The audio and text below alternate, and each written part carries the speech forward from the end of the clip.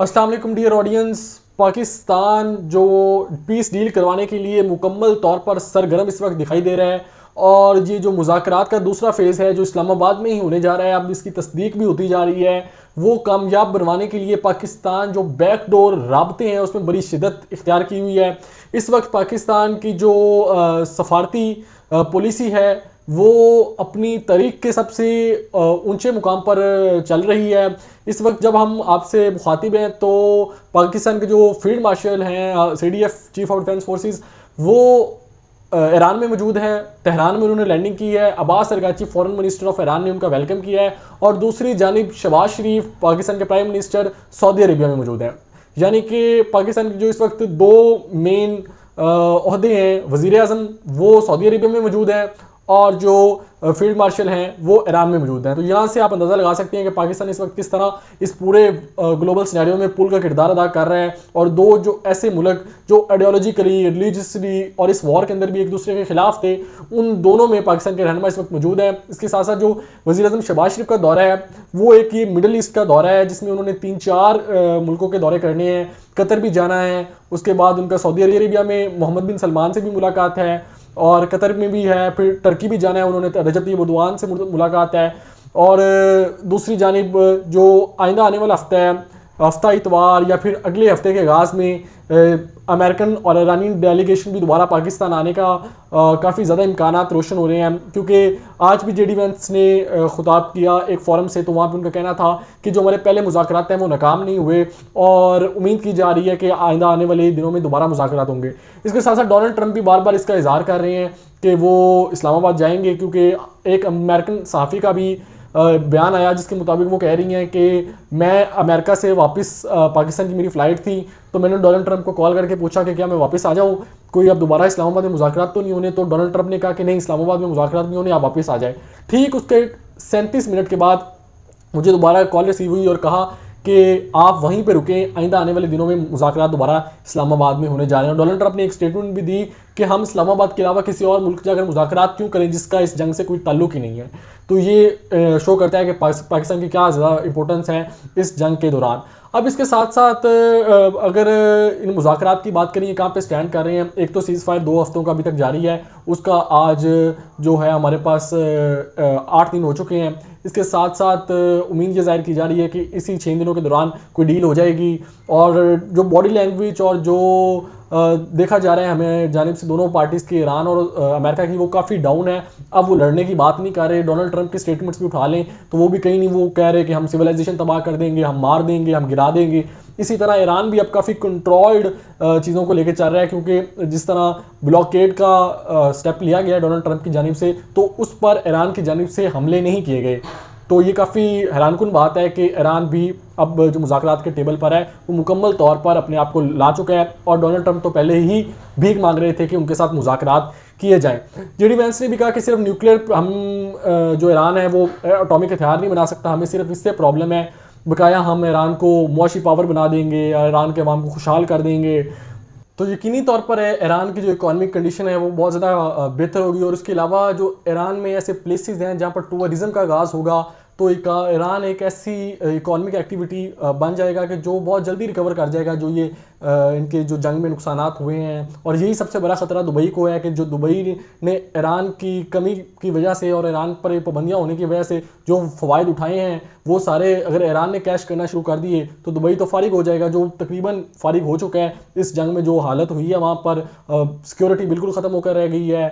अब जो बड़ी बड़ी कंपनीज़ हैं वो इन्वेस्टमेंट बिल्कुल नहीं करेंगी और करने से भी डरेंगी, जिस तरह ईरान ने माइक्रोसॉफ्ट और डाटा सेंटर्स को निशाना में बनाए हैं। तो दुबई का तो एक अनरियल सा डाउनफॉल का आगाज़ हो चुका है जब से ये जंग शुरू हुई है और ये आगे मज़ीद एक्सटेंड करेगा। अब इसके साथ साथ डोनाल्ड ट्रंप साहब जो पहले धमकियों से बाज ही नहीं आते थे, आजकल उनकी टोन बड़ी तब्दील हुई है। रिसेंट एक स्टेटमेंट दी है, उसको आपके सामने रखने और फिर आपसे भी सवाल है कि ये इंसान आपको क्या नॉर्मल लगता है। मुझे तो बिल्कुल भी नॉर्मल नहीं लगता, क्योंकि 39 करोड़ आवाम का एक लीडर, उनका हुक्मरान, उसके साथ साथ दुनिया की सबसे बड़ी पावर, मिलिट्री पावर, एक बहुत बड़ी इकॉनमी पावर का हुक्मरान इस तरह की बातें करे तो मुज़ाहिरा खेज़ लगती हैं। दूसरे लीडर भी हैं, व्लादिमीर पुतिन भी हैं रशिया के, शी जिनपिंग भी हैं चाइना के, लेकिन हमने इनकी ज़बान से कभी इस तरह की बातें नहीं सुनी जो डोनाल्ड ट्रंप करते हैं और फिर वो अपने आप को बड़ा ग्लोबल लीडर बनाकर बताते हैं और बताते हैं कि जी सुपर पावर ही हम हैं। उन्होंने जी रिसेंट स्टेटमेंट दी है, China is very happy that I am permanently opening the straight of Hormuz. पहले तो यहाँ पे बात रोक लेते हैं कि कह रहे हैं कि चाइना बड़ा खुश है कि हम permanent straight of Hormuz open कर रहे हैं। डोनाल्ड ट्रंप साहब, आपने बंद ही कहाँ पे की थी? आपका स्ट्रेट ऑफ हॉर्मोज से लेना देना ही कुछ भी नहीं है। आपने एक वो जंग जो गैर ज़रूरी थी ईरान पे मुसल्लत की, क्योंकि आपके गोल्स थे, आप चाहते थे कि ईरान को ख़त्म कर देना है, मैंने तबाह कर देना है। उसके नतीजे में रिस्पॉन्स पे उन्होंने अपनी टेरिटरी पे कंट्रोल लिया, स्टेट ऑफ हॉर्मोज को बंद किया, और अब आपने स्टेट ऑफ हॉर्मोज को खुलवाने की हर कोशिश कर ली। जब नाकाम हो गए तो फिर आपने धमकियां देना शुरू कर दी। जब धमकियां भी नाकाम हो गई तो फिर अब आप उनके साथ पीस पर टेबल पर आ गए हैं और टेबल पर आप उनसे बैक कर रहे हैं। आगे वो कहते हैं, I am doing it for them also and the world, this situation will never happen again, they have agreed not to send weapons to Iran, President Xi Jinping will give me a big fat hug when I get there in few weeks. We are working together smartly and very well. Doesn't that beat fighting? But remember, we are very good at fighting if we have to, far better than anyone else.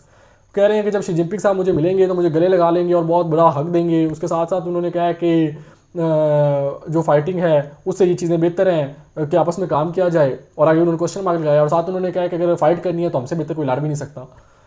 तो मतलब एक state का जो president है वो अपने एक tweet में 4 डिफरेंट बातें कर रहा है और 4 डिफरेंट पोजीशंस ले रहे हैं, तो आप इसको अनप्रडिक्टेबल नहीं कहेंगे, इनमैच्योर कहेंगे। डोनाल्ड ट्रंप के बारे में अनप्रडिक्टेबल कहा जाता है पूरी दुनिया में, लेकिन ये इनमैच्योर है कि आप एज अ स्टेट हेड इस तरह की स्टेटमेंट्स दें। ये तो डोनाल्ड ट्रंप की बात हो गई। और दूसरी जानिब जो पीस डील है, तो यही की जा रही है कि ये पीस डील जल्द अपनी जो पाया तकमील को पहुंचेगी, क्योंकि जो लास्ट मीटिंग हुई थी उसमें काफ़ी हद तक अब दोनों साइड्स पे, जो अमेरिका भी कह रहा है और ईरान भी कह रहा है और थर्ड जो मीडिएटर पार्टी पाकिस्तान भी कह रहा है, काफ़ी पॉइंट्स पर जो डील हो गई थी वो डन हो चुकी थी।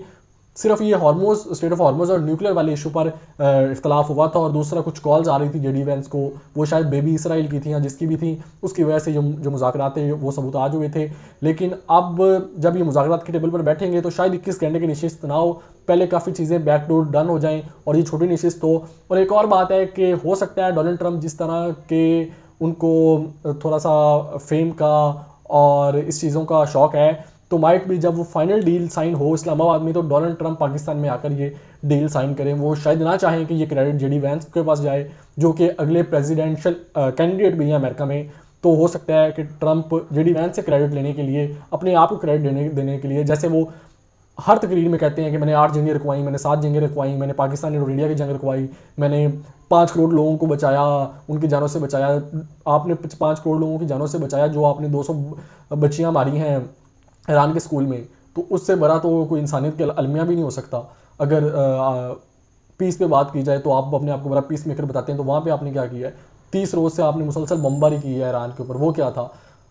फ़लस्तीन में जो बमबारी हुई है, आपकी स्टेट ने मुकम्मल इसराइल अपने बेबी को पूरा शेल्टर दिया हुआ है और अभी तक आप प्रोवाइड वो कर रहे हैं। 60,000 लोगों का वहाँ पे कत्लेआम किया है। और बाकी तो आपकी तरीक है अफ़गानिस्तान, इराक, नॉर्थ कोरिया, उसके बाद वियतनाम, माइला मैस्कर, पता नहीं क्या क्या आपने किया, गाँव के गाँव तबाह किए हुए हैं, और आप पीस की बातें करते हैं तो अच्छे नहीं लगते।